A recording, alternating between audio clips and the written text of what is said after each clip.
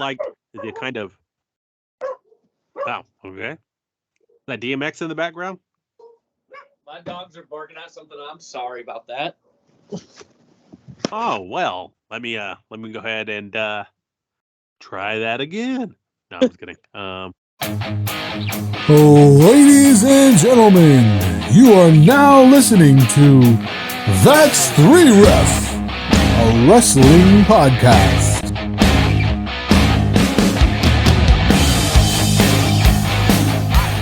Howdy, everybody.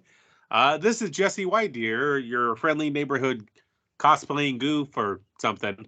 One of those things. You are listening to That's 3 Ref, a wrestling podcast. I am joined by the dream team.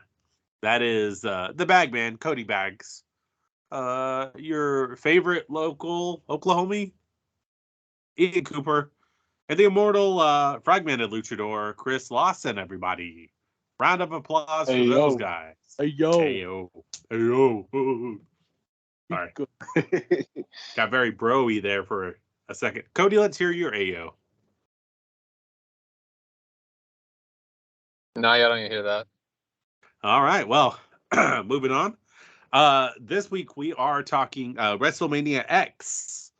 Or Wrestlemania 10, if you're not down with the Roman numerals, which, if you aren't, what are you doing with your life? You know? I don't know. Anyways, yeah, so we're talking Wrestlemania 10. This is, of course, where Bret Hart wins the big one. He wins the WWF title. Of course, we also have the iconic ladder match between Razor Ramon and Shawn Michaels at HBK. We have the, who could forget Men on a Mission versus the Quebecers. Bam Bam Bigelow, Luna Vachon versus Doink and Dink. And then the Earthquake shows up. We got fake Bill Clinton in this motherfucker. So pretty exciting stuff here. So we're just going to go ahead and get into it real quick if we don't have anything from you guys. I mean, you guys do it okay? Making it day to day, one day at a time, Jesse. One day at a time. You gotta keep on running, like the Midnight would say. Yep. Cue the sax intro. Yes. But I'm just going and going, doing the dream, living the dream. Living the dream. You know what? To kind of counter on that, I did. There was this guy at work one time, and he was holding the door for everybody to go in and stuff. And his name was TJ, so he said, "Hey, TJ." He called me TJ, and then he was like mumbled something. Kind of a backstory. He was drunk at work, but anyway, so he mumbled TJ to me. I said, "Hey, TJ," back to him, and then this man just said, "I'm just a doormat." So I like to use that in my everyday life. I'm just a doormat. But you know what wasn't a doormat? This event. Well, hey, nice segue. His problems, not mine. But you know what wasn't a doormat? Cody Bags was this this pay-per-view. WrestleMania 10 took place on March 20th, 1994 at Madison Square Garden in New York, New York. WrestleMania 10 was the first edition of the event not to include Hulk Hogan. Who can forget him? Who was the face of the WWF at the time, now WWE. This card also marked Randy Savage, the Macho Man, last match for the company. Attendance was at 18,065. So, there you go. And buy rate was 420,000. So pretty nice there. So if you're listening, toke up for that one. Okay. So, but the first match was the dark match. It, of course, was aired before the pay-per-view. We have the Heavenly Bodies against the Bushwhackers. The Heavenly Bodies, of course, Dr. Tom Pritchard and Jimmy Del Rey. And they were escorted by their exquisite manager, Jim Cornette. So, I mean, nothing really there. It does say that the that the not the Bushwhackers, I'm sorry, the Heavenly Bodies attacked the Bushwhackers, and before Butch was able to pin Del Rey, this allowed Del Rey to recover and pin Butch for the win. So that's about it. The broadcasters for this event are Vinnie Mac, Vince McMahon, and of course Jerry the King Lawler. Jerry the King Lawler, a staple, a legend of Memphis wrestling at the time, and continued to be very much so. Jerry Lawler, I think that one of the great sins of WWF at this time did not use Jerry Lawler to his fullest degree. Wouldn't you agree, Cody? Absolutely. I'm actually thinking, I can't remember if this was his comeback to the company or if he had just come back previously before Mania, but this was also around the time of the controversy where they had to pull him off TV due to the trial that he was going through. So he either had just come back or returned for this Mania. I forgot to look it up, but it was one of those two. So great to have him back just in time for Mania. Either way. Yeah. I mean, Mr. Lawler, if you're listening, please phone in and let us know. Or I'm sure somebody else will phone in and let us know. So who knows? But of course, we got Little Richard singing "America the Beautiful," the national anthem. Apologize if my voice sounds a little weird, getting over a cold. But anyways, one funny thing about Little Richard was I was listening to a podcast. And they were, I forgot who it was with, but they were mentioning Mark Marrow, where they were going to name Mark Marrow Tutti Frutti because of his resemblance to Little Richard. So kind of funny there. But yeah, so the first official match we got on the books is, of course, the iconic Bret versus Owen match. From WrestleMania 10. So just a little bit about this. So, of course, this is a continuation from the storyline from Survivor Series of 1993. Just to recap that, Bret was on the outside ropes, and they're competing in an elimination match, the Hart brothers, and Bret was accidentally knocked off the apron, rather, by Owen when Owen went to springboard off of the ropes. This, of course, caused some confusion, and then HBK was able to pin Owen and get eliminated from the match. And, of course, Owen came in, had a confrontation with Bret, and then and they were able to team up against the Quebecers in Royal Rumble 1984, which we covered in the previous episode. So if you want to get acquainted with that, please check that out. But yeah, so, and then of course they then lose that match. Owen turns on Bret, and we're fast forwarding to this match now. Before we get to the thick and heavy, what are your guys' thoughts and overall overall thoughts about this match? First thing I want to mention is it was interesting having the King on commentary for this match, because this whole storyline started with a feud between Bret Hart and Jerry Lawler. I don't know if you guys remember that, but it started with Jerry Lawler disrespecting Bret Hart when Bret Hart won the King of the Ring the previous year. And it turned into Jerry Lawler disparaging the Hart family. Bret thought that he needed to defend them. That eventually led to the Survivor Series match you mentioned, which was supposed to be Jerry Lawler and his court versus the Hart family. But because of the controversy I mentioned, Lawler was out of the picture temporarily. So they, for some reason, replaced Lawler with Shawn Michaels with no explanation. But I thought that was an interesting thing here, having King on the commentary for this match that kind of came out of his feud with Bret. So that was just a little note I wanted to make. You're Oklahoma here. My 2 cents in it. It's got to be up there. It's got to be number 2 or number 3 of my top favorite technical wrestling matches. I thought it was a hell of a match. Just great match, great storytelling. And like I said before, I know I'm going to get flack, but I was always more a fan of Owen than I was of Bret.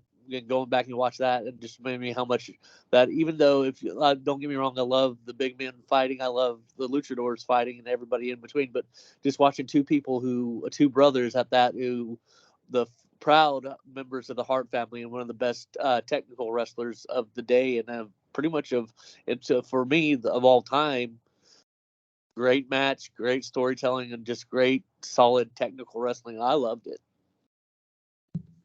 Yeah, for sure. And I think it's just watching two craftsmen, just two masters at work dueling, Chris, is it pretty much the same, or do you got anything different to add, or, what are you thinking there, Mr. Fragmented Luchador?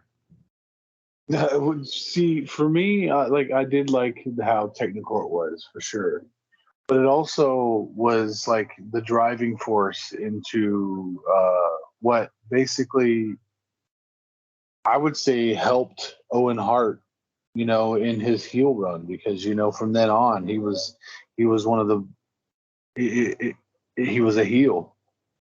He was getting all the flack, and he was doing damn good at it, especially something I'll note later on when we talk about that match. But it was just nice to see Owen get the one up on his brother here. Yeah, and I think it was one of the things was Owen's constant bragging. Him he would get a move, and then just the constant bragging, showboating, and of course, you would have more of the reserved or reservations rather from Bret. So Bret was definitely playing the I wouldn't say straight man, but he was playing the kind of more serious, like, all right, and not to say Owen wasn't serious, but it was just Owen was more of a, like a heel, like a bad guy. Oh, I got this move on you, that type of thing, more braggadocious. One thing I wanted to note is, there was a lot of at the beginning, a lot of back and forth, a lot of back and forth, and a lot of just like you said, technical holds, reversals. I think at one point Owen, tried a camel clutch, and there was, a variety of suplexes, a tombstone pile driver, a lot of going to the outside, a lot of Bret going over, and then really just Bret favoring his knee, and I liked that storytelling element of saying, like, oh, not only was it from Royal Rumble, but it's continuing to this match, his knee, and Owen has a target to go after. And I thought that was really cool, and just the ability of, Owen trying to apply the sharpshooter on Bret, Bret's move, and Bret able to escape it and get the sharpshooter on Owen, and then just kind of going more towards the top rope where, it ended this match. Bret, attempted a victory roll from the top, and then of course Owen blocked it and pinned him. They go 20 minutes and 21 seconds. And I just want to add this one real quick here is the opening match between Bret and Owen garnered acclaim, and it was described as the best opening match in professional wrestling history. It was also number 4 on the list of IGN's top 20 matches in WrestleMania history. Writer John Robinson described it as the best opening match in pay-per-view history. Multi-time world champion and flat earther Chris Jericho stated, "For me, it was the best match on WrestleMania 10. Has always been Bret versus Owen, and it kicked off the show, and it was hard to follow. The story was amazing. It was kind of Owen's coronation. It was a great moment." Mike the General Lambertson, a former professional wrestler from Deep South Wrestling and contributor to voicesofwrestling.com, called the match the greatest sports entertainment event in Madison Square Garden history on episode 138 of Talk is Jericho podcast. So a lot of heavy hitters, so it's, I mean, really, there's, you couldn't put this match more over. I think that if you wanted to watch technical wrestling and see two craftsmen, two, masters at their craft, I guess, then yeah, I mean, no better match than this one. You guys got any final thoughts before we transition? Great match, hands down, great match. Yeah, I said it. I'll just basically say that no, I really love this match. It was by far to date, like you said, it was everyone even said it. It was, for me, that match will always be one of the greatest openers that I've ever seen in wrestling history. Like you said, not to just basically regurgitate what was said earlier, but like it's basically what I've always thought. Every time I see this match, I'm like, damn, has there ever been another one that even counts up to this? If there is, I don't know it.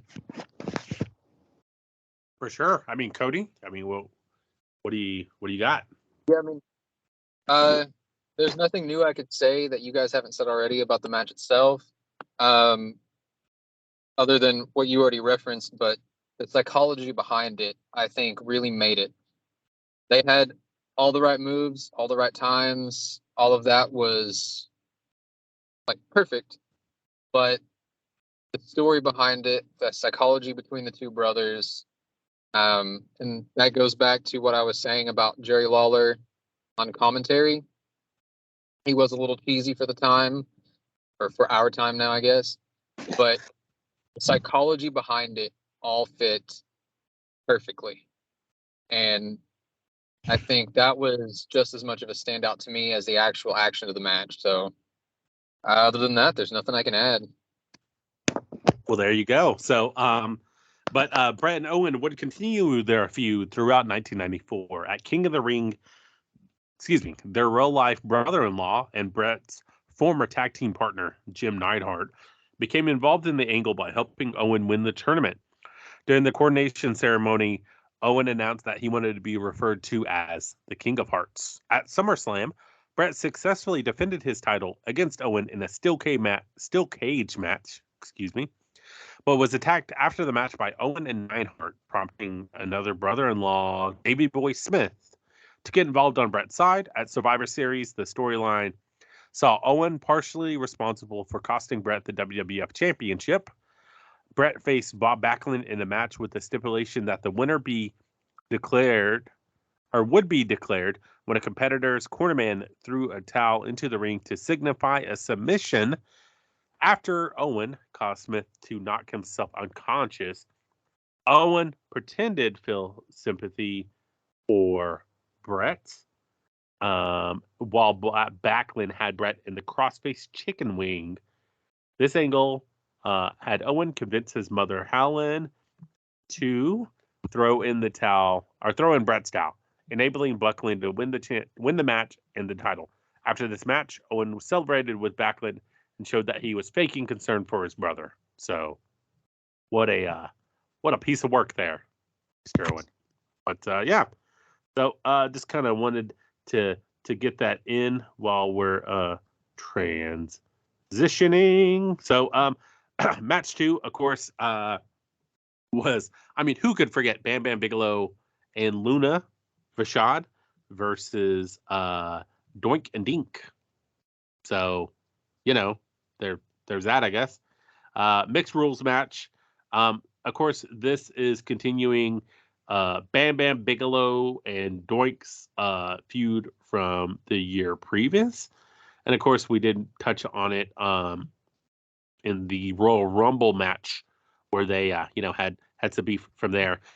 We did hear from Cy Sperling, who was the, I think he said that he was the president of Hair Club for Men, and he gave Howard Finkel a toupee. So that was pretty nice of him.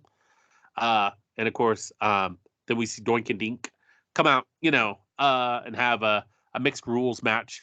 I mean, what do you guys think just overall about this match? nothing really caught me off guard with it, but just as funny to, once again, Luna as Bam Bam's main squeeze, and just remembering how many big, like you and I talked about off a couple days ago, Jesse, about how many it sounds like now a running joke of how many doinks there actually were in WWF over the times. Yeah, for sure. I think there was like 5 or 6. I don't know. Maybe I'm going insane, but I don't remember all the doinks out there. So if you do, please write into That's 3Ref on Instagram, Facebook, or you can email us at that's3ref@gmail.com, and please let us know, which I did not reference it at the beginning of the show, but we did not get any viewer mail this week. So please, if you're so inclined, if you have a question about the card, you have a question in general, you can send those over to that's3ref@gmail.com, or I am the Instagram or Facebook page. And while you're at it, tell a friend. But yeah, Cody, what do you got? I mean, the match was what it was. I think it was a solid match, considering that it was there more for the comedy, honestly, than anything else. But you are rarely ever going to get anything bad out of Bam Bam Bigelow, honestly. And see, I can't remember who the second doink was, because I know this was the second one. They had already transitioned. This was Ray LaPaulo was this joint. That's right. Yeah, so Matt Bourne was the first one. And then, sorry, go ahead. No, you're good. Yeah, Matt Bourne. The Brooklyn Brawler. He was a doink, right? Yes, he was. I remember that. And then we had oh, sorry, go ahead, Cody. I keep interrupting you. My bad. You're not a problem. No, I was just saying that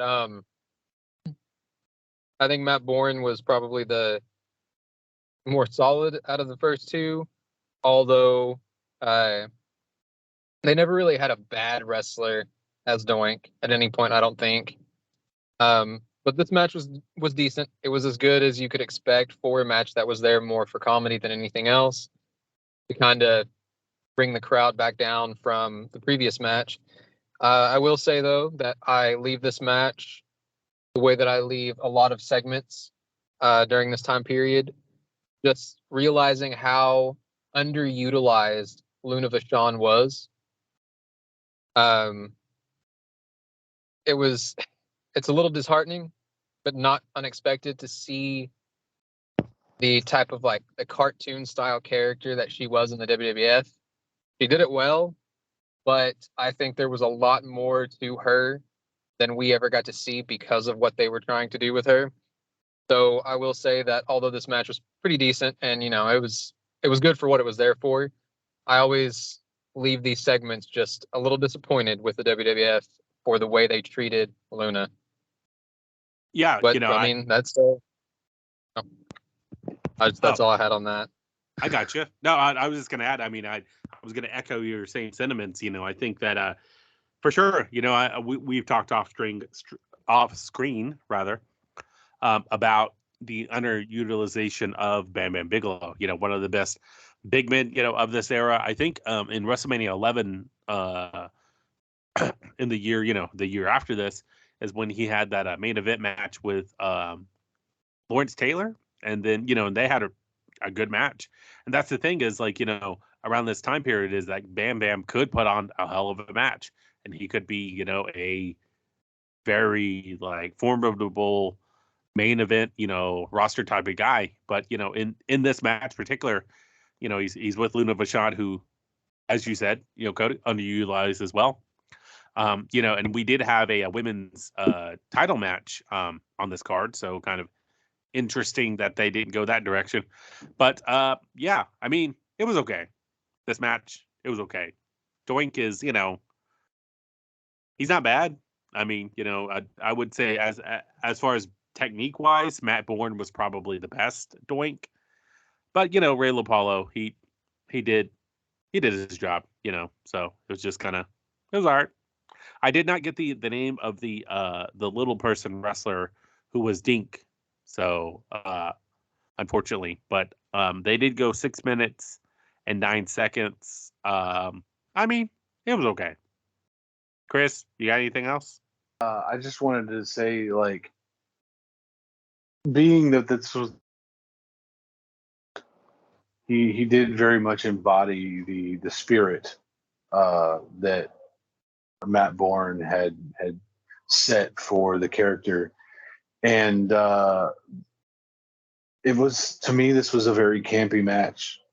Any kind of match that involves Doink or Dink in general, or Doink and Dink, I should say, are very campy to me, because I mean, you got a clown who he's there for entertainment. And then you've got two serious wrestlers like Bam Bam and Luna who are just trying to take out these two clowns. So I'm like, you're going to have the funny factor. I mean, when they came out, freaking,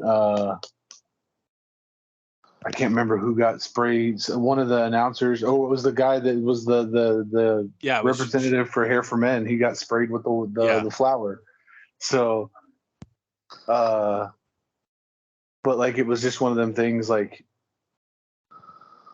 I didn't realize until you guys had said it how underutilized Luna was, and it was kind of, and then that I was just sitting there thinking, I was like, man, that's very disheartening, because she could have been a force to be reckoned with, but they really didn't use her in that light.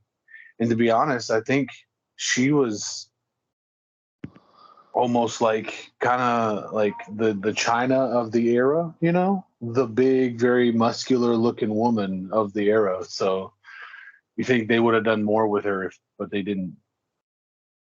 Yeah.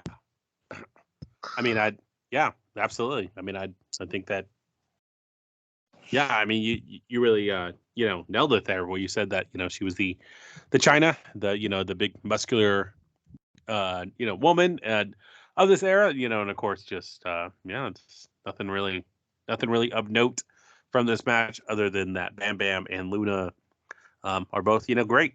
So, and, rest in peace, Mr. Bam Bam Bigelow, of course. And I believe Luna as well had passed away. So, Yes. Yeah. So, R.I.P. No word on Dink, though. So maybe he's still out there threatening a comeback. We may never know. But, guys, what I do know is we got fake Bill Clinton in the house. So that was nice. I legitimately forgot that happened. And then when I was watching this this pay-per-view, I was, for a brief moment, I was like, is that Bill Clinton? And I was trying to think in my head of like when he was in office. And I was like, maybe this was like before, but then I was like, no, that doesn't make any sense. And then I thought to myself, well, he still became president, and this didn't hurt his chances. And I was like, well, then again, Donald Trump was president, so, and he's in the WWE Hall of Fame, and he got it Stone Cold Stunnered. So, fake Bill Clinton. You guys got any? I mean, what's your thoughts on fake Bill Clinton at this pay-per-view? I had to do a double take on honest to God. I had to think that. I was like, is that really? No, is it? I had to second guess myself, but that was interesting. I forgot about that too. They had me fooled because I straight up thought it was legit him. So even in the way he talked, he had that very distinct, like almost like nasally voice that Bill Clinton always had. So, Cody, Yep. you're the you're. Oh, did I cut you off? I'm sorry. Go ahead. No, I was seeing what Cody was going to say too. Because, yep, they definitely fooled me.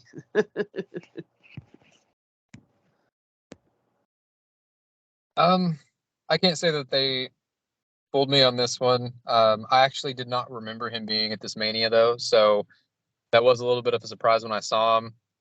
I follow politics a little bit too closely though, because I hate myself. So I was able to recognize that it wasn't him. But I mean, kudos for the commitment. Bring the impersonator in and like sell it hard, whole pay-per-view. So it's a very Vince McMahon thing to do. So But Yeah. I will say, Donald Trump still had him beat because he had already appeared at 2 WrestleManias before this one. Oh, I did not know that. Say what you will, and I will, but hey, kudos. He was there first. Well, I mean, that's why you come to this podcast is you want to hear when former U.S. presidents show up at WrestleMania. So I think so far we only got 2, just Clinton and Trump. So, I mean, unless Jimmy Carter. What's that? I was just going to say, could we say 1.5 since, it's not actually Bill Clinton? Well, it's actually a gentleman named Tim Waters or Tim Waiters, Watters. And he was an actual professional Bill Clinton impersonator, correct? Yes, he was. So yeah, that was his actual profession. So. Yeah, so presumably, this is the gig of a lifetime. I mean, you're Tim Waiters. You're showing up at like, I don't know, your local supermarket, or or maybe the greater Arkansas area, and then boom, you get booked for WrestleMania 10. So here we are, and then you get to interact with IRS, and he gets to tell you that you jacking up taxes were he's in favor of, and you get to shake his hand, and you get interviewed by Todd Pettengill, and yeah, I mean, I don't know, maybe he got some recreational drugs after this. I don't know. Or clout. I mean, or the clout. I don't want to disparage fake Bill Clinton, but I mean, you're not the real Bill Clinton, so I mean, yeah, I don't know. Milk it for all it's worth. I would. I mean, let's say that you meet an impersonator. You meet a Taylor Swift impersonator. You meet a famous singer impersonator. I mean, are you taking her home? You know what I mean? Are you buying her drinks? What's up? What are you doing? What are you doing with your life? I mean, this is a legit question. You roll up to the bar, you see a fake Taylor Swift or a fake famous singer, your favorite female singer. Maybe. I'd consider it. Think. I'd consider it. I mean, yeah. Chris, what about you? Cody, I know you're married, so you can't answer, but Chris, what about you?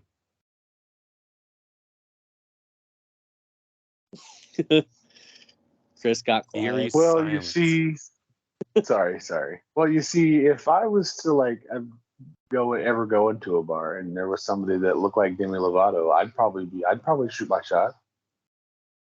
Yeah, why not? What do you got to lose? Got off a bit of a tangent there.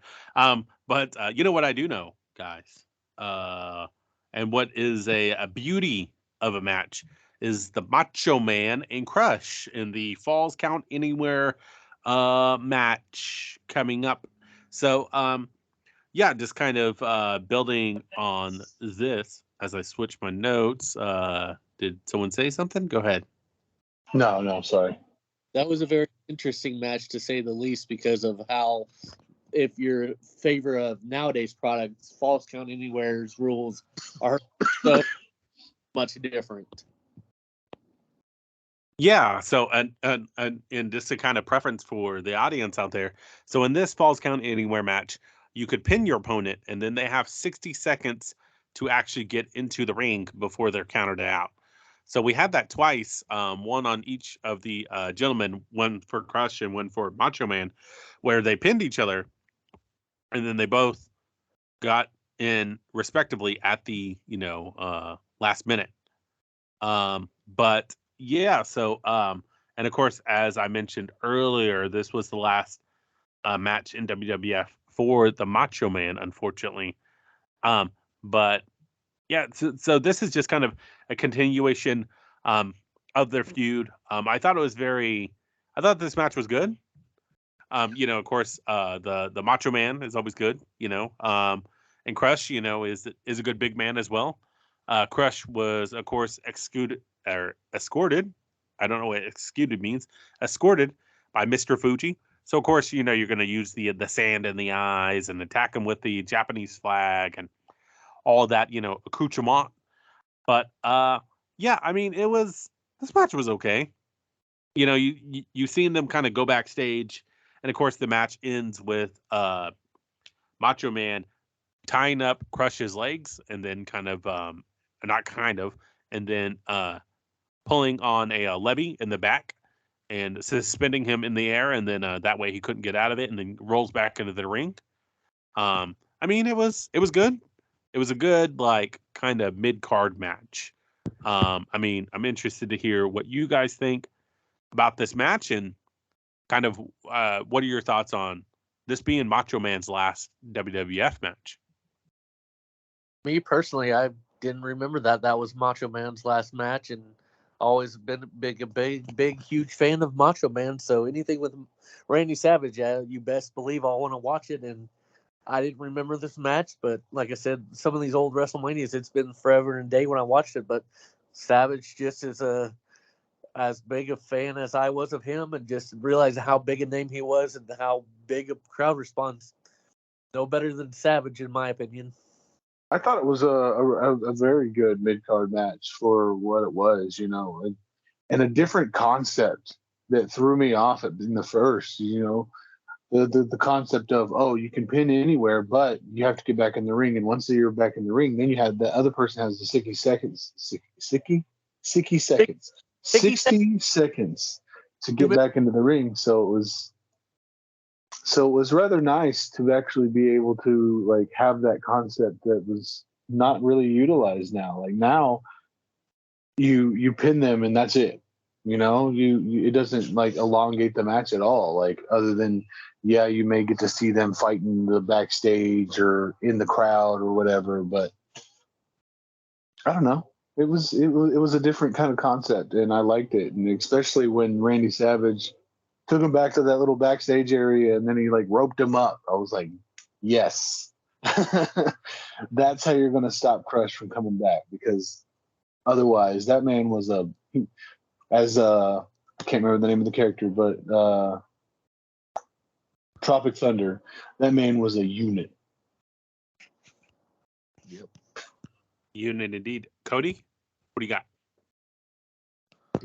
I really liked it. I had followed most of this feud recently between Randy Savage and Crush. Quick, brief backstory. It started when Yokozuna actually did the bonsai drop onto Crush multiple times, injuring him, kayfabe, I assume. Randy Savage pulled Crush out of the ring. When Crush made his big return, though, he blamed Randy Savage for not getting him out of there earlier. Said that he wouldn't have been injured if it wasn't for Savage. And they start bringing Fuji out with Crush.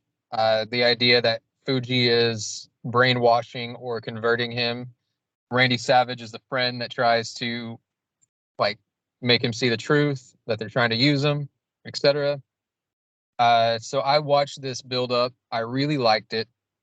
It is a little cliche, I guess, looking at it from modern eyes, but taking a look at it for that time period, I think there was some fresh concept to it at the time.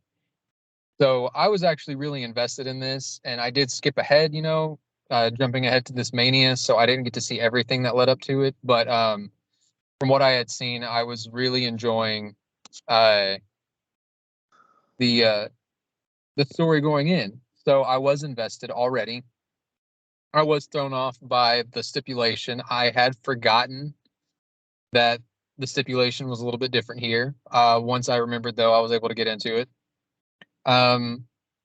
Besides that, I thought it was great. Back and forth between the two of them. We know Crush loses in the end, but Savage doesn't bury him. He doesn't definitively just destroy Crush in this match. So I really like that, since Savage is on his way out. And he does go over, but he is willing to make Crush look good on the way out. The ending, as Chris pointed out, was really inventive. I thought it was a great finish for the match.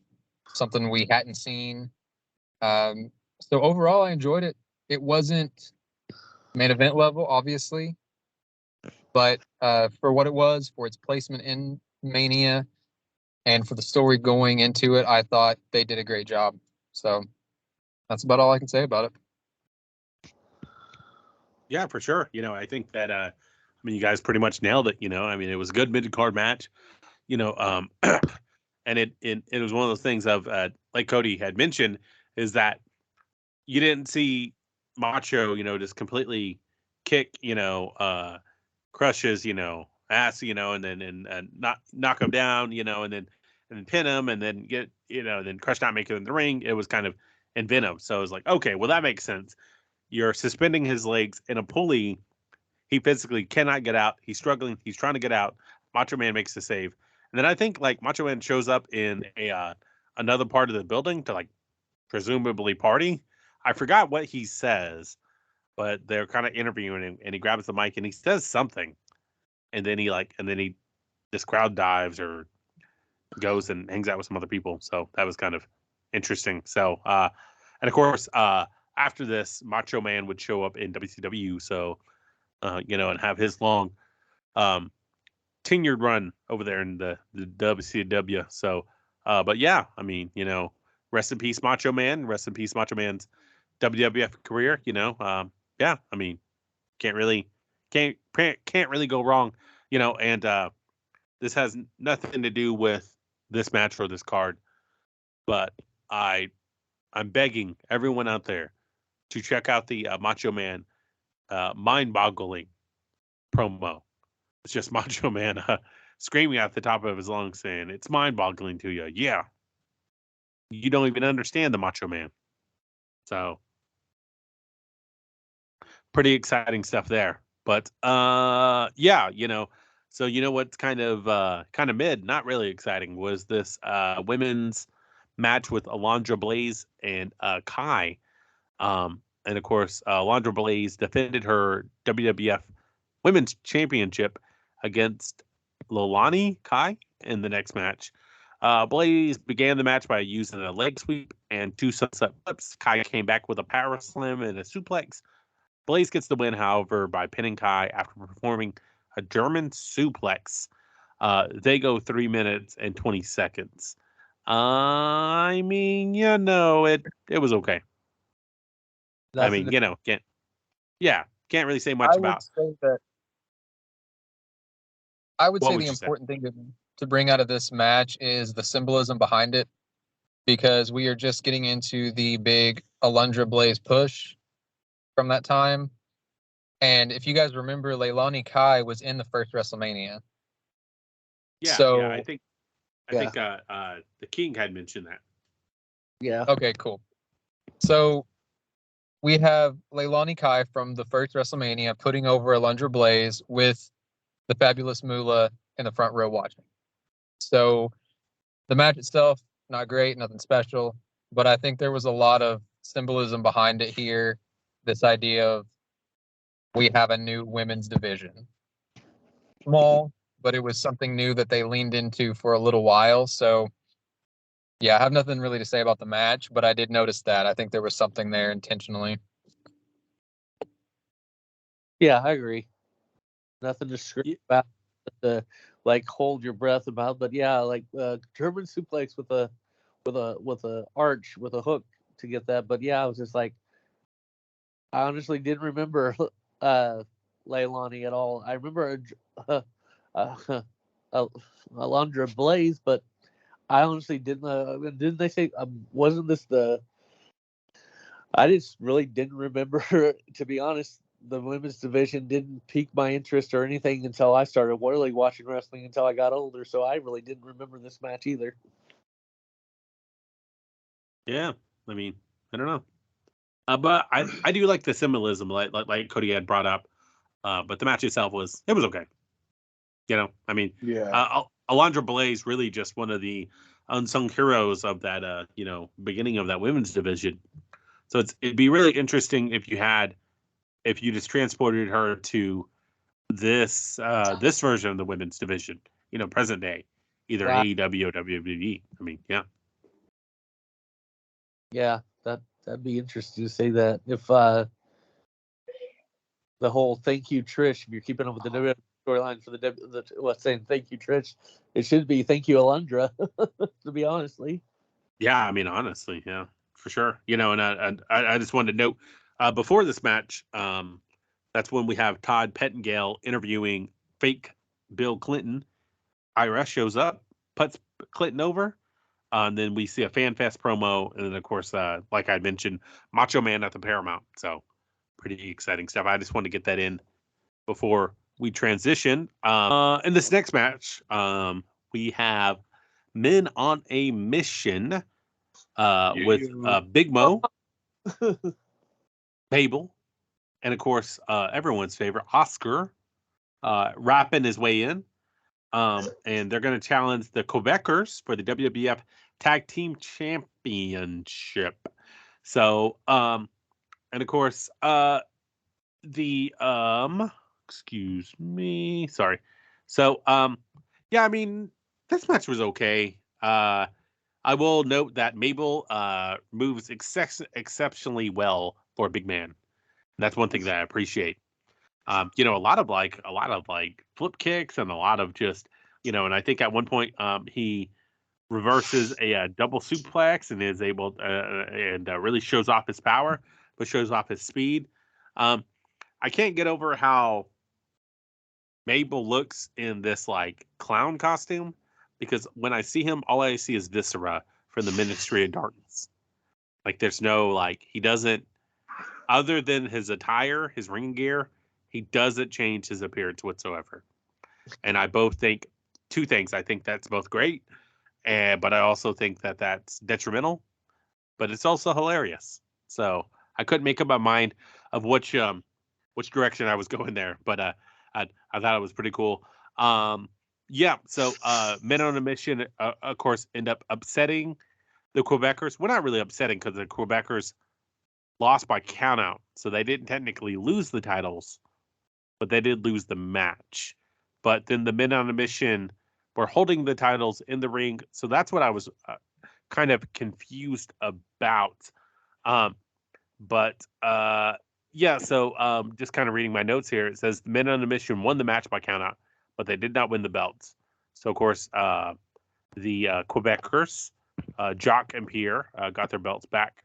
But the Men on a Mission continued to challenge the Quebecers for the tag team belts. And they would win the belts on March 29th, 1994. So about 9 days after this pay-per-view.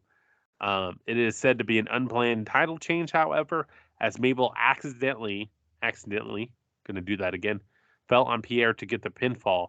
This title reign only lasted 2 days, as the Quebecers won the titles and the match back in a rematch.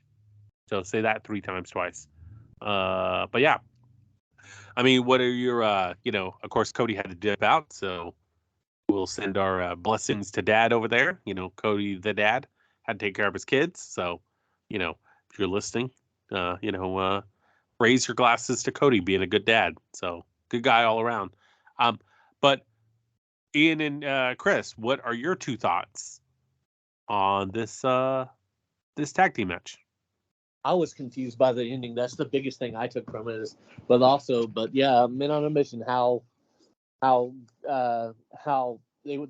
they were. I really didn't realize how over they were. I always thought it was funny that yes, they were called Men on a Mission, but I always laughed because the initials being Mom.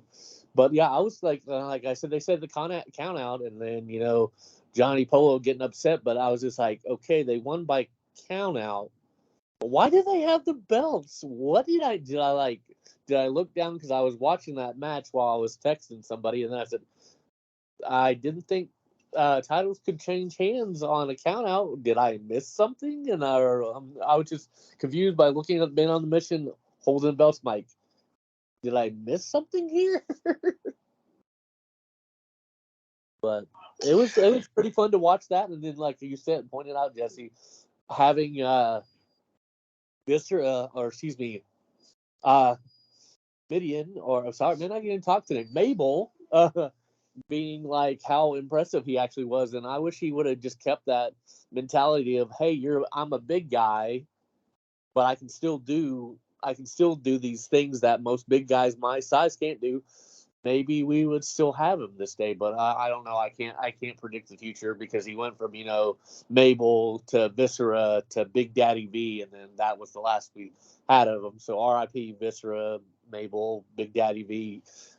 Miss you, big guy, because it seemed like he was, from what I've read about it before, he was generally really liked backstage and loved. So I just wish I would have had more clarification on that match, more, I guess, not as confused. But then, like I said, it was an okay match to watch. And I feel Big Daddy V though, another wrestler, unfortunately, that passed away.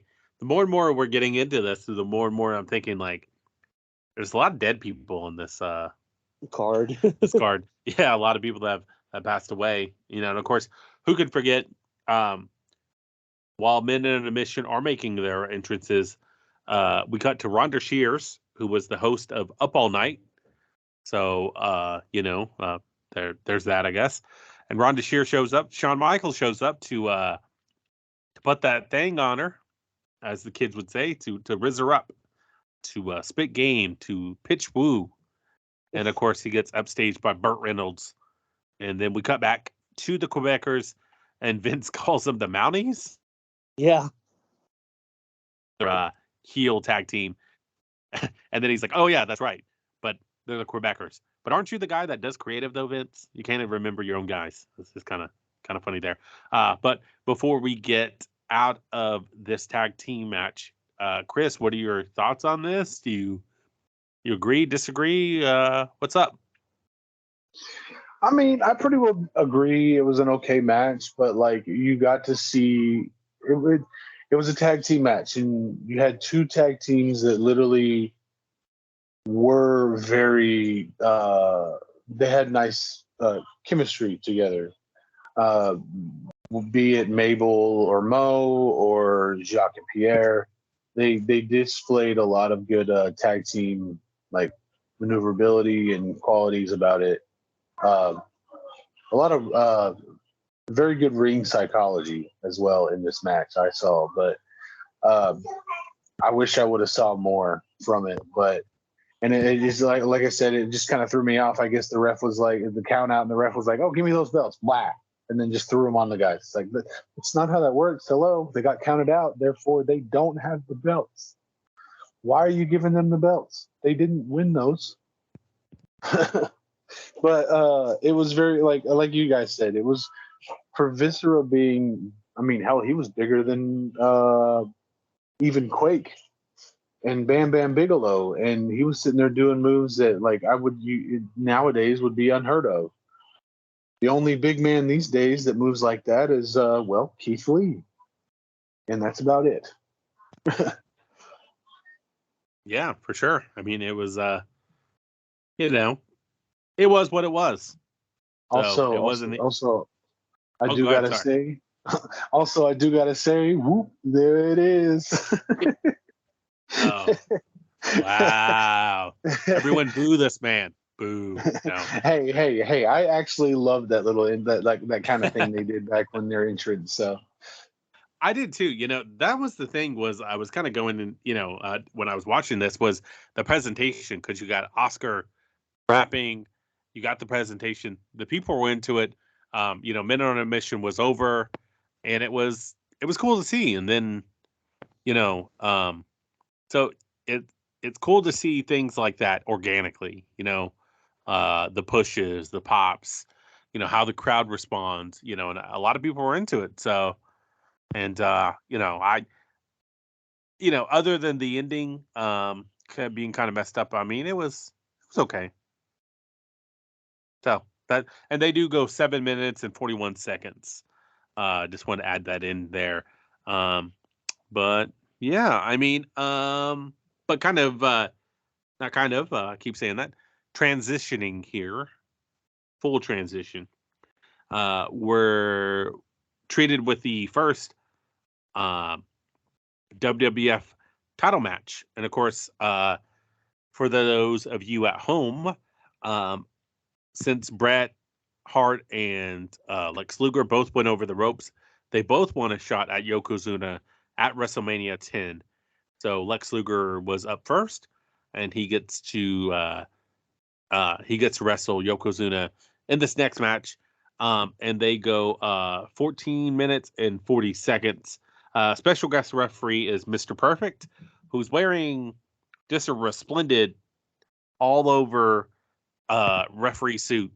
So he's wearing the black and white vertical stripe referee shirt, but not only that, he's also going to wear the pants. So just a full referee suit, no black slacks, no jeans, nothing. He's just all this full suit. So why the hell not? Rhonda Shearer is here, and she is the special guest timekeeper. And of course, we got Donnie Wahlberg, of all people. I think he was in Biodome, right? Or was that's not Donnie Wahlberg. That was Steven something. Stephen Baldwin. Stephen Baldwin. And no, Yeah, this was your new kid on the block. That's right. Yeah, I don't know. All those guys look the same, but Donnie Wahlberg, Steven DeSouza, Steven. What are we to say?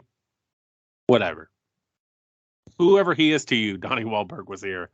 It's And Mark's older brother. yeah. Marky So Mark. Donnie Wahlberg, Marky Mark, yeah, Mark Wahlberg's brother Donnie is here, and of course he's the guest ring announcer. More and more, Donnie Wahlberg just sounds like a douchebag in this match. Just that thick accent, just the kind of put some respect on Yokozuna's name. He is your WWF Heavyweight Champion, and he just the way he delivered it was just kind of, I don't know, like he was cool. He's too cool to enunciate his words, which I didn't like. But other than that, yeah. So, and I want to say that Jim Cornette in this match looks like a general.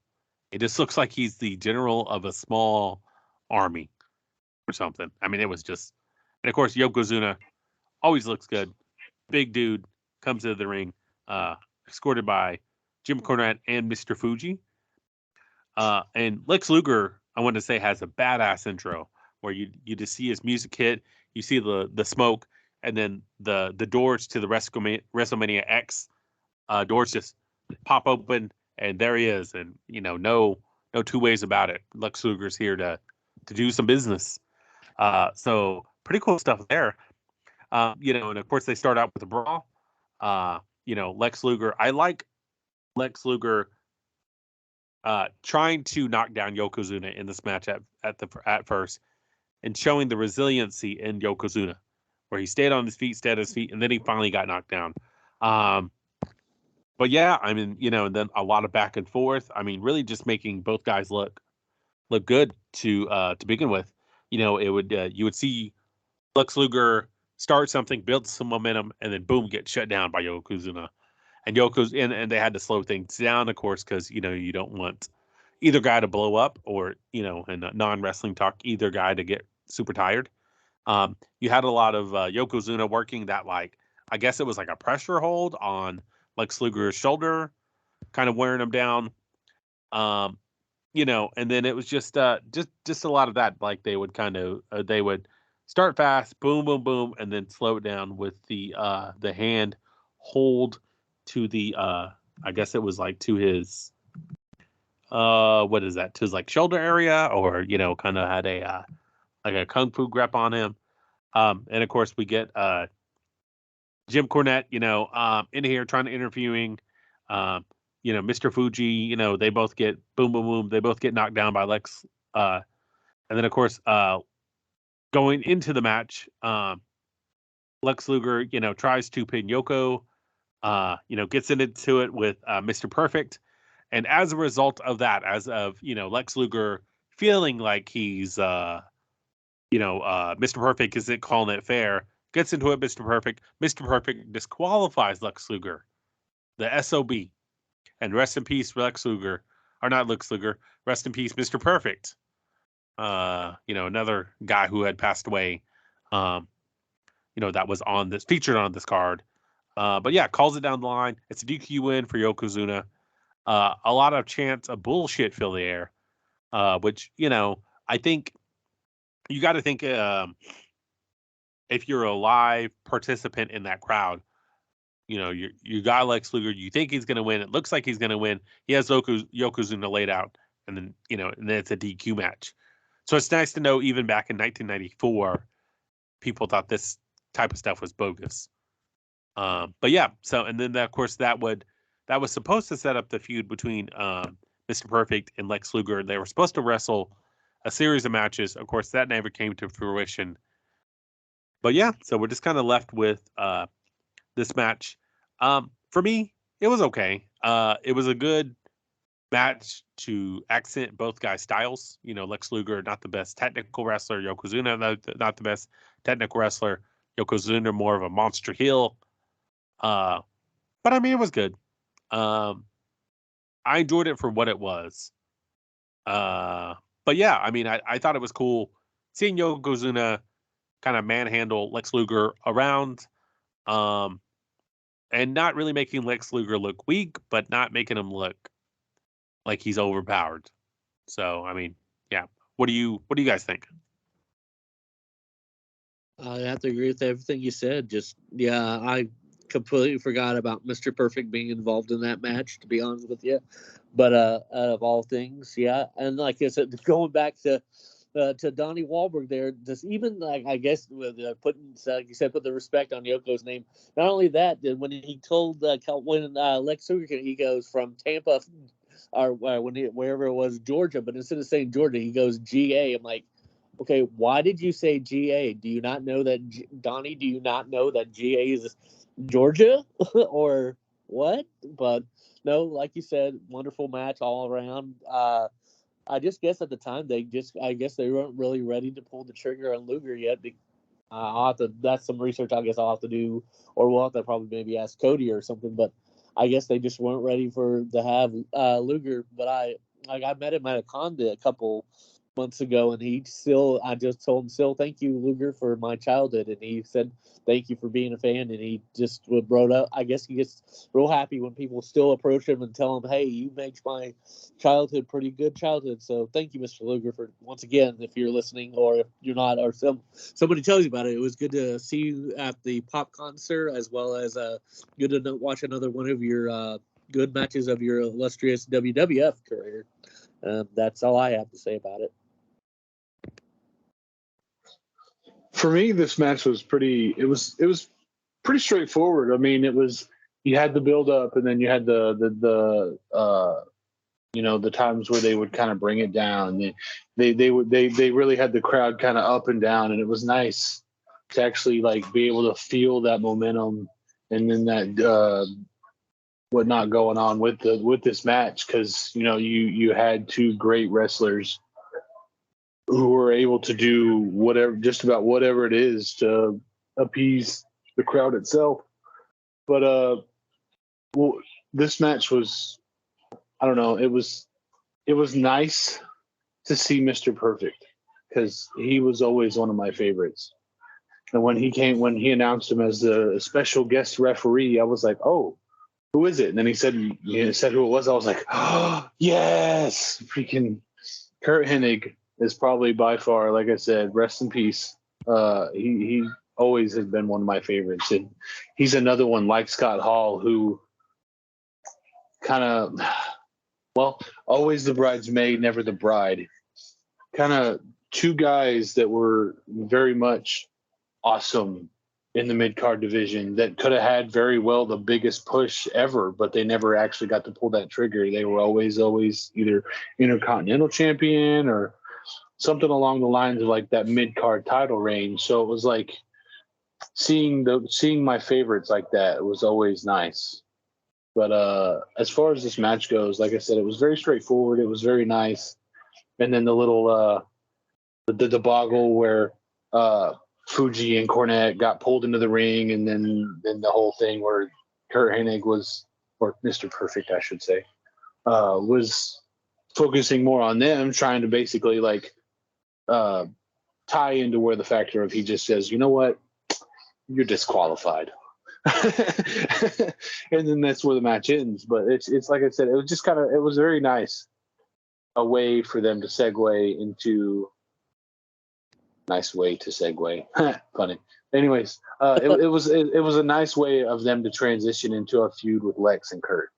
So I did really like that kind of storytelling there in that section. So, after this match, we see Mr. Perfect, Kurt Hennig, in the back with Todd Pettengill, kind of going over saying, hey, you can't touch the ref, and really reinforcing the rules, which I appreciate that kind of art of storytelling. And then Lex Luger coming back and kind of getting into it with them, and they have to get separated. So I was just going to say, like, I like that the subtle touches, like they're keeping the kayfabe, they're keeping it real. They're letting you know that even if you're Lex Luger, you still could get called for, DQ, for the heavyweight title. So pretty cool stuff there. But of course, we get Harvey Whippleman comes down to the ring. Harvey Whippleman, of course, is the heel manager. Comes down there, really just running down our boy Fink. Fink shoves him. Adam Bomb shows up, Harvey Whippleman's client, and then Fink gets saved by Earthquake. Earthquake clubs him, carries him around the ring, slams him, butt bomb. They end it in 35 seconds. Not really anything to add there. Yeah, I mean, just kind of bada bing, bada boom. You guys got any thoughts on that? Pee break match. I was gonna say, yeah, that's basically what all this match was just basically like, oh, hey, here's a little quick little one-off just to save the Fink. Love that dude. I literally will always fanboy anytime I see the Fink come out. But yeah, like I said, like Ian said, it was very much a pee break match. Yeah, I mean, it was. Basically that. I mean, it was just, you get what you get. I mean, not really anything too exciting there. But what is exciting, guys, is emailing the podcast. Once again, I'll go ahead and plug that. If you would like a question on why John Tenta quit sumo to become a professional wrestler, or if your question is to why this match was only 35 seconds, what is a P-Big match, all these questions that boggle your mind, as the Macho Man would say, you can send those over to that's3ref@gmail.com, or you can instant message the Instagram page or the Facebook page. And we got some new exciting things in the works for you guys. Maybe some stickers, some possible membership cards. But yeah, I mean, just check us out on the socials. Keep up to date with all the latest information. And of course, tell your friends, please. Tell everyone you know. Tell a stranger. Use it as an icebreaker. If you're scared to talk to strangers in public, we'll help you out. Just say, hey, I like this podcast. You should like this podcast. So what up? But anyways, yeah, there you go. Before that, also you could also ask is one of the billet burning questions is when is the Oklahoma and the Fragmented Luchador going after our tag titles in whatever company? That may be a question you can ask too. Yeah, there you go. You could ask that question. Best question ever. Best question ever. I mean, that will leave that question into the, it's going to boggle your mind. Mind-boggling. But what is mind-boggling, guys, is this interview with Yokozuna, Todd Pettengill, Yokozuna, Jim Cornette shows up. Beautiful mic skills afterwards. So we cut to the back. Todd Pettengill interviewing Yokozuna. His American representative, Jim Cornette, who's always exquisite on the mic. Say what you will about Corny, and a lot of people do, but he is fantastic on the mic. Really just runs down. Everybody runs down. Todd Pettengill runs down. That cheat Lex Luger puts over Mr. Perfect's ref skills, just beautiful stuff. I like how Yokozuna just looks like a mad child doing all of this, and just Corny's facials are hilarious. So always appreciated that.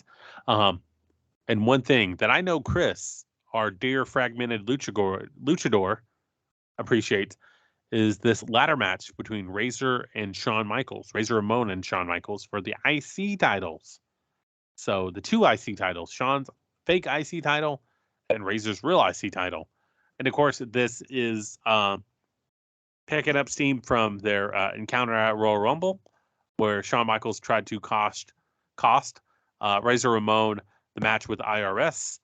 And of course, in that Royal Rumble match, we've seen Razor Ramon get over on IRS, and now he's going after Shawn Michaels in this match, which is held as not only one of the greatest ladder matches of all time, but this match is held as one of the greatest WrestleMania matches of all time, up there with Bret and Owen in the opening match.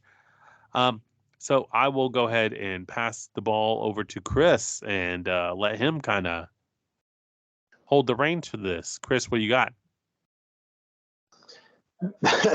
So this match, like I said, by far one of my all-time favorite Razor Ramon matches, because it shows off his absolute, just sheer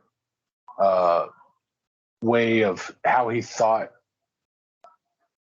in the blink. Like he anything he could think of, he would do it, especially in this match. And I remember one of the comments that Jerry Lawler made, as Shawn Michaels came out, he went around the ladder, but then in pure cocky bad guy fashion, Razor Ramon comes out and he kind of goes under it, yeah, I'm cool. What are you going to do about it? This ladder ain't going to curse me, blah, blah, blah. To any of you people out there who say that, go back to this match. See what happens when you look at this match and see how the bad guy goes under the ladder, not once, but twice, if I'm not mistaken, and still comes out on top. But anyways, so in this match, you get to see two awesome competitors, being that is Razor Ramon and Shawn Michaels, and it's awesome to see these two guys just literally think about anything in the kitchen sink that you could think of on what to do. Because at one point you see Razor Ramon pulling up the mat around the ring to get ready to put Shawn Michaels into the concrete, and then you see Shawn Michaels at one point using the ladder as a fulcrum to go into a splash almost with the ladder. So and then at one point they even mess up the ladder so much that it becomes like a weeble wobble. I mean, that thing was not looking so great there towards the end of the match, but it's such a great match from beginning to end. And I dare say, back when you asked me in that first couple episodes we did, what match would you tell somebody new coming into wrestling? I would actually go back and recant my saying of Stone Cold versus The Rock at WrestleMania, the third encounter of The Rock and Stone Cold. And I would actually go back to say that this would be the one that I would tell people about, because it had everything. It's got it literally had everything to it that a match should have in it, especially with them utilizing the ladder in so many different ways, using it as a tool of mass destruction. So yeah, it was very nice to see this match again, in actually deep dive into what was going on in the match and how they used whatever they had in their repertoire, their bag of tricks to get the one up on each other. Yeah, and more to your point, Chris, I liked how they started this match with they exchanged hammerlocks, kind of going behind the back, putting the arm behind the back. They started with technical wrestling. Shawn Michaels goes for a hip toss at one point. And Razor Ramon is able to block it, gets thumb in the eyes.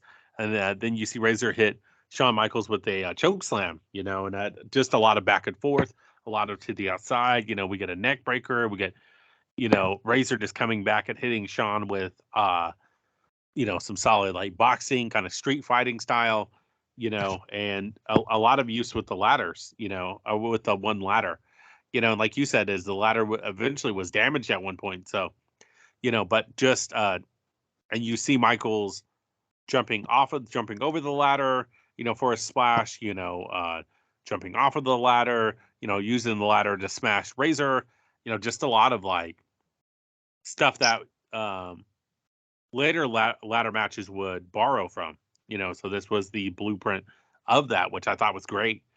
And of course, for those of you listening at home, you have the two belts suspended above the ring. Each wrestler is able to has to climb the ladder on their side and unhook the belts. And of course, we get that towards the end of the match with Razor. Razor is able to get both belts up. He wins this match. He wins the IC title, and kind of what we were talking about earlier. Really, just a lot like Mr. Perfect, where Razor Ramon, he had all the makings to make a world champion. Never got that world champion run. Same thing with Mr. Perfect.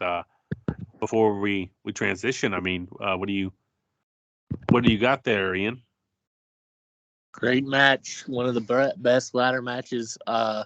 I think for all the ladder matches that they've had up till now, like if you're going to have a ladder match in any company, you need to watch this because I know this is the first televised one. And I know if you do your history, you can find that there was other ladder matches, but this was the one that I've heard reading interviews and stuff that Jeff Hardy has witnessed and read reference a lot, and why when he does ladder matches, RVD has done some. And just like any high flyers telling you about ladder matches, they said they like to study this match.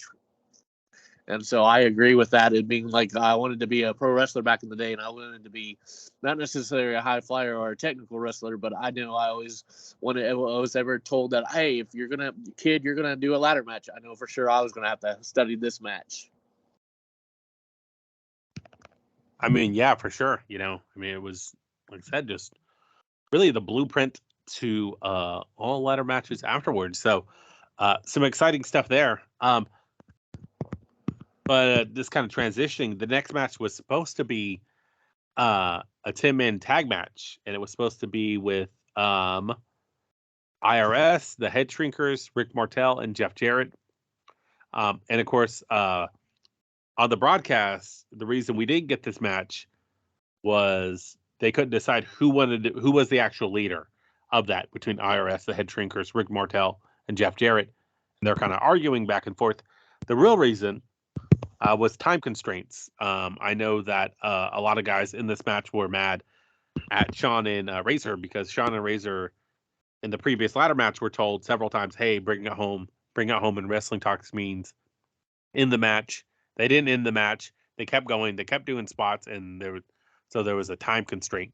But their opponents in this match were supposed to be the 1-2-3 Kid, Sparkplug, Bob Harley, Tatanka, and the Smoking Guns.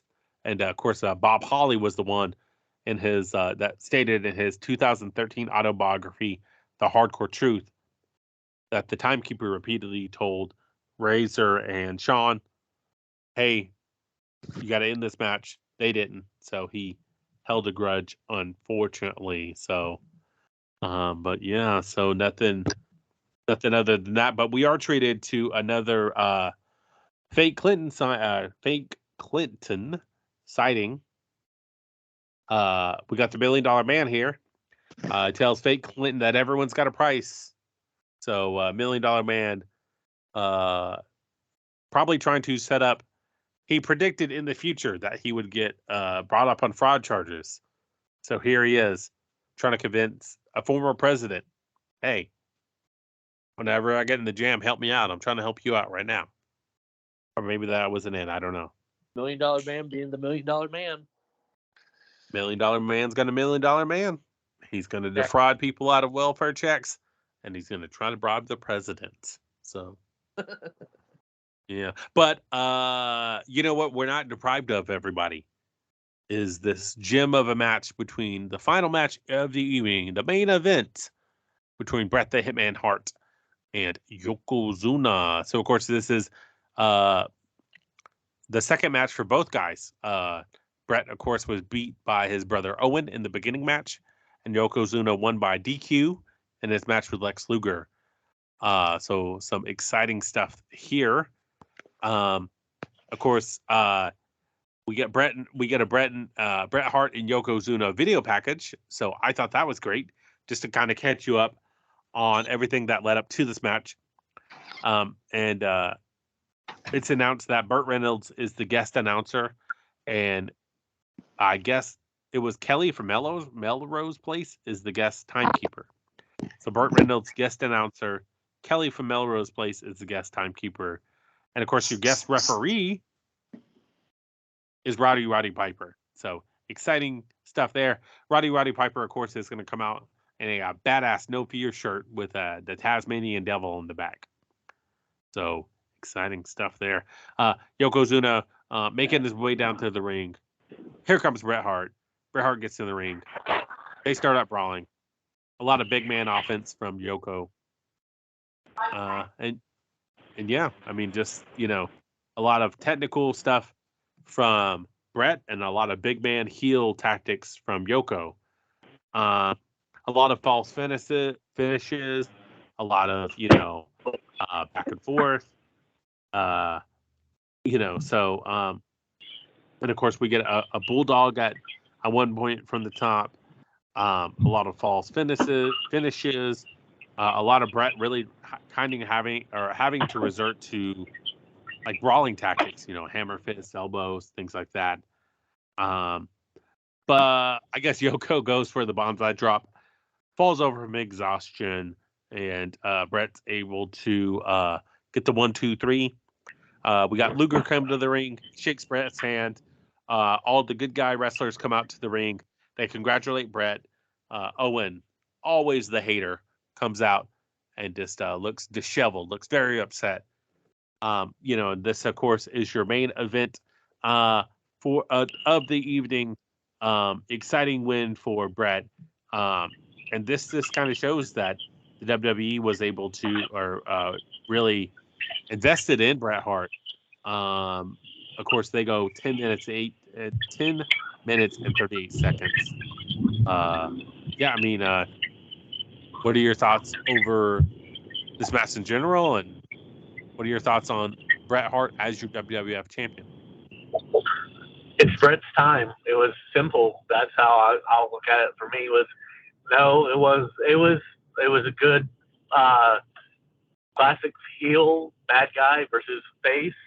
The WWF at the time, I think they knew at the time that slowly but surely that Hulk Hogan, maybe at the time, that it was time to relinquish the lanes, because there's not so many, because you had the 80s of the year of Hogan and saying your prayers, eating your vitamins. It's time for a new face. This is a new generation. This is the 90s generation. We're tired of we're tired of Hogan. We need somebody new, and maybe this is what WWF at the time were thinking. Hey, it's time to make a new person. And I know that's what they were trying to do with Luger, but also with Bret. But I just felt like I think by having Bret go over and everything, I think that's what Vince maybe was thinking, is that like it's time. We need a new person for the 90s, for the new decade. I don't know. That's just my thought. Yeah, Chris, I mean, are you thinking the same thing, or, I mean, what's up? I very much think that it was time for a new face of the company, and who better than the best there ever was, the best there ever was, and the best there ever fucking will be in wrestling. That is the Bret the Hitman Hart. But also to correct you on one thing, that was Kelly from 90210, played by the illustrious Jenny Garth, that was the guest timekeeper for this match. But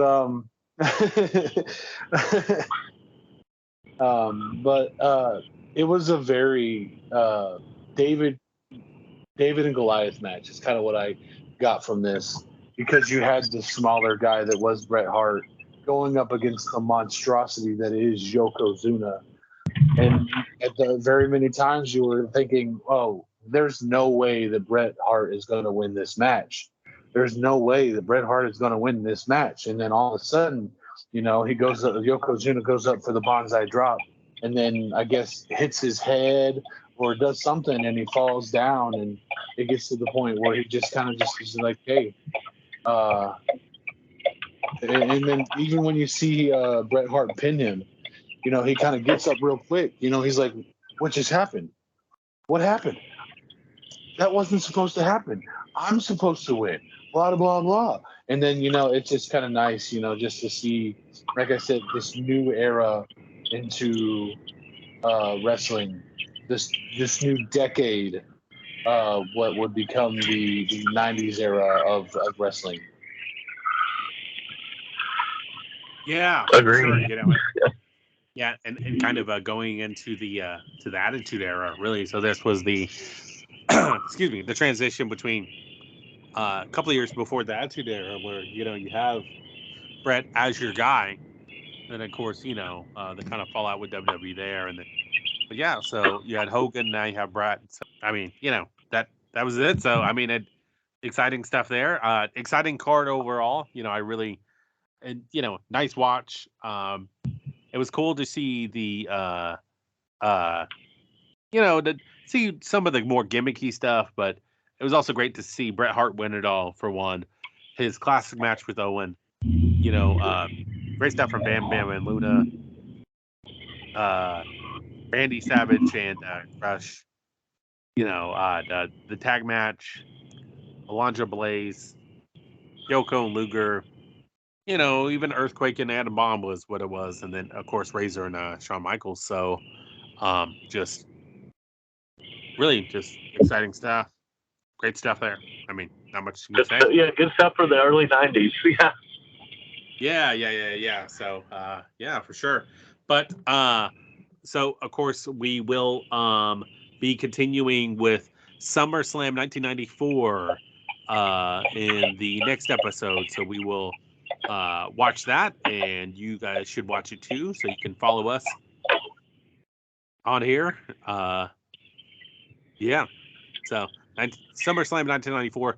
If you have any questions about that or any questions in general, please submit them on the socials. Or please email those to that's3ref@gmail.com. And we will be here until then. And of course, we will culminate all of this with SummerSlam 1994. Or not SummerSlam, excuse me, Survivor Series 1994. So, yeah. But we do appreciate all of you for sticking around and listening to us ramble about this historic pay-per-view. And of course, shout outs to my main man, Paul Withrow, over at Biscuit Sticks on YouTube. Biscuit Sticks is the home for all of your gaming videos. They're over there doing Skyrim Oblivion. They're doing 7 Days to Die. They're doing all of the heavy hitters. So check those guys out on YouTube. I would be remiss if I do not mention my buddy Paul and his buddy Christian. So pretty cool stuff there. So shout outs to both of those guys. Of course, Paul was the guy that he was able to send over the the entrance music, the intro song. And of course, the great Chris Lawson was able to lay those vocals down for the intro. So if you hear that, please give a big high five to both Paul for the music and a high five or a too sweet, if you will, to Chris Lawson. So thank you to both of those guys for that. And we will be back with SummerSlam 1994. And then the week after that, we will wrap everything up with a nice tight bow or a chokehold, if you will, with Survivor Series 1994. So stick around for that. Thank you so much for everybody sticking around. If you guys would like, say bye to the folks. Goodbye, folks. Keep it real. Remember, your Oklahoma's always here for you, and I always love you. Peace out. Too sweet from here, from Oklahoma. And I will say, don't let your dreams be dreams, because dreamers always die young. And I have been the Psycho Luchador.